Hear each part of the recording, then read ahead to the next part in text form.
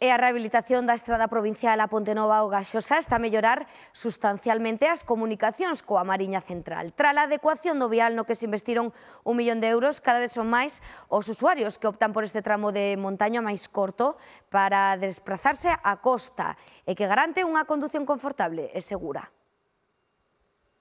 A mellora desta estrada provincial que pasa pola parroquia de Augaxosa no municipio de A Pontenova a converte na principal vía de comunicación entre a localidade e a costa, o que favorece o número de desplazamentos hacia unha das zonas máis turísticas da provincia. A raíz desta mellora, aumentouse a circulación, o paso de vehículos bastante hacia a costa. Sí, aumentou, sí. E no Brao moito máis. As accións realizadas no pavimento, como o ensanchamento da calzada, o asfaltado e a sinalización, permiten unha circulación máis segura. Hoxe hai néboa, bastante. E bueno, claro, con a carretera, se non está ben pintada, etc., ca néboa, claro, aumentan as posibilidades de que te podes ter un accidente ou calquer cousa. Ademais, os usuarios optan por este traxecto de 16,5 km de longitude en lugar da Nacional 640 para desplazarse á costa, porque o tramo é máis curto, duns 20 km menos. Hacia a Mariña, logo para os de Foz e para Burela, chegas moito máis antes, está moito máis acondicionada. Moito mellor está. Esta actuación supón un avance moi importante nas comunicacións da localidade. Bueno, creo que son exemplos de colaboración, de traballo e de financiación por parte dunha diputación que ahora mesmo que se está falando das comunidades, eu creo que das mancomunidades, penso que é importante este tipo de axudas aos concellos. Os traballos de mellora supuxeron un investimento de 1 millón de euros. A mellora das comunicacións viarias da provincia ten unha repercusión directa no turismo, sector que se verá beneficiado pola renovación da certificación medioambiental ISO 14001 das praias lucenses. Fai 4 anos iniciábamos este proxecto na anterior legislatura e que conseguimos que 20 areais das nosas costas, das nosas praias, conseguiran esa certificación e que neste caso vamos a intentar manter 17, dado que o Concello de Vicedo botouse para atrás, non quixo continuar con este proxecto. No proceso participarán Viveiro, Ribadeo, Foz e Burela. Para mantelo distintivo de calidade, a Deputación investirá 7.300 euros en cada anseu. É unha inversión con retorno, porque cada euro que se invirte vese multiplicado e incrementado en un número elevado, dado que isto supón un maior reclamo turístico. A certificación ISO 14001 garante a calidade medioambiental e de servizos dos areais. Somos punteiros na certificación desa ISO 14001 que vai máis aló do que a certificación que poden dar as bandeiras azules ou esa Q de calidade. Esta é unha exigencia da Unión Europea. Lugo é a terceira provincia de España con máis praias certificadas con este selo de calidade da Unión Europea.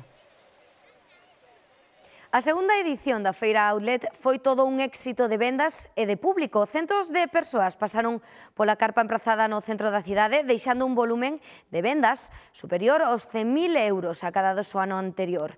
As boas cifras obtidas confirman que esta iniciativa, impulsada pola Asociación de Autónomas de Lugo co apoio da Deputación e Concello, repercute de forma moi positiva para o comercio da cidade.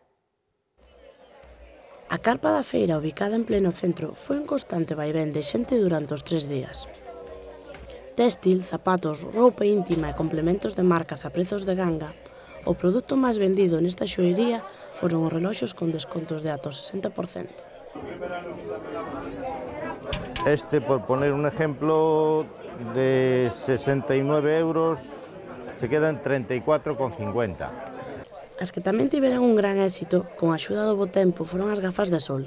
Houbo de todos os estilos, redondas, cuadradas, de cores, e ata se recuperaron as máis antigas, con deseños que hoxe triunfan. As gafas John Lennon son estas así pequenas, de cristales redondiños, estas teñen moito éxito porque estas son recuperadas de antigo. Tiñámolas na época de fai xa 20 anos case que levan ali.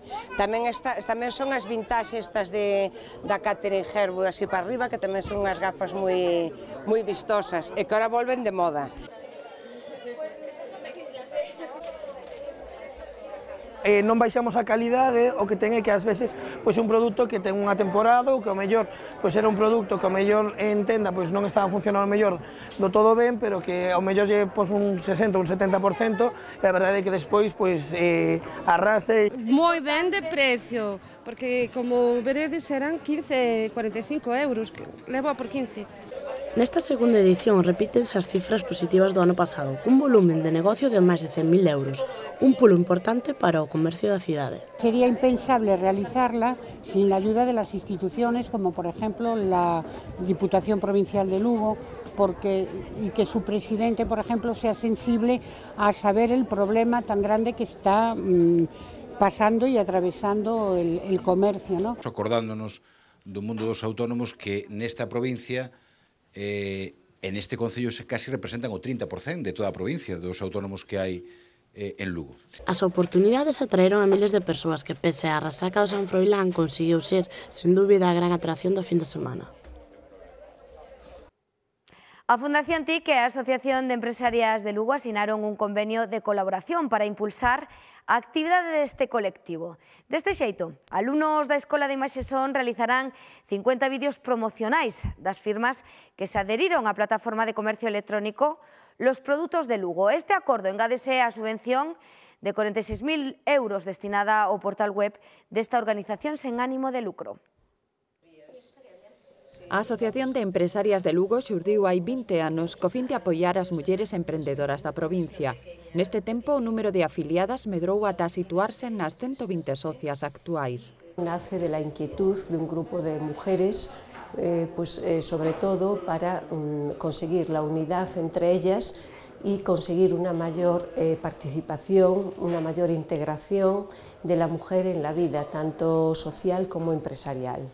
Unha treintena destas empresas, dirixidas por mulleres, sumáronse á plataforma de comercio virtual Los Produtos de Lugo a través da súa páxina web e de idades. Son proxectos innovadores para hacer que nuestras empresas asociadas tengan una mayor competitividad frente a otras y, sobre todo, lo que hoy es muy importante, pues un complemento de su actividad, aparte de su presencia física en la ciudad, pues que también la tenga en la red, en Internet. La presencia en Internet, la posibilidad de vender online, la posibilidad de promocionarte, son cosas que son agregados que van sumando a la promoción y que suman para el éxito de la empresaria.